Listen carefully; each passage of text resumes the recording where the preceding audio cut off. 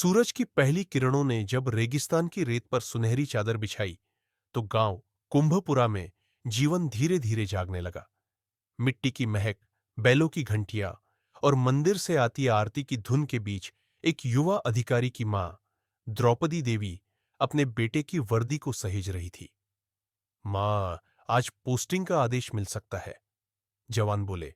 अमर सिंह राठौर, 25 वर्षीय युवा अधिकारी, जिसकी आंखों में सेवा की चमक और दिल में मातृभूमि के लिए कुछ कर गुजरने की आग थी।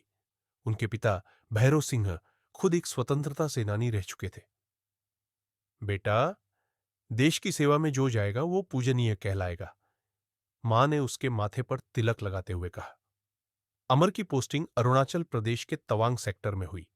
वहां की बर्फीली वादियां, ऊंचे पहाड़ और हर कदम पर छुपे खतरे एक नए प्रकार की परीक्षा थे। चीनी सेना ने अचानक सीमा पार कर तवांग पर हमला बोल दिया। घुसपैठियों को हर कीमत पर रोकना है, अमर ने अपनी टुकड़ी से कहा।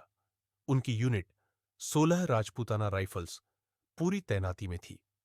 अमर की रणनीति थी कि वो ऊंचाई पर अपनी यूनिट को छुपाकर रखे और दुश्मन को चौंकाए। 18 नवंबर 1962 की सुबह, तापमान 15 डिग्री सेल्सियस। चीनी सैनिकों की एक बटालियन तवांग घाटी से आगे बढ़ी। अमर ने अपने 30 सैनिकों के साथ मोर्चा संभाला। गोले बरस रहे थे, लेकिन वो डटे रहे। एक क्षण ऐसा आया जब गोला बारूद लगभग खत्म था।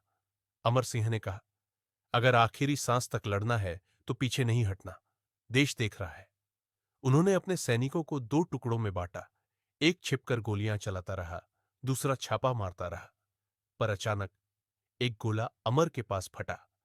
वो गंभीर रूप से घायल हो गए, लेकिन गिरते गिरते भी उन्होंने एक ग्रेनेड फेंका जिसने दुश्मनों के वाहन को उड़ा दिया।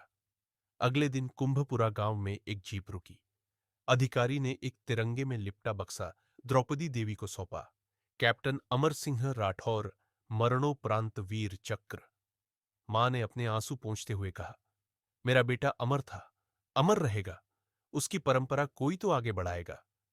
अमर सिंह का बेटा विक्रांत उस समय सिर्फ 5 साल का था, पर उस दिन से वो सिर्फ पिता की कहानी नहीं सुनता, उसे जीने का व्रत लेता है। पिता की तरह मैं भी फौजी बनूंगा, दुश्मन के सामने सिर झुकने नहीं दूंगा।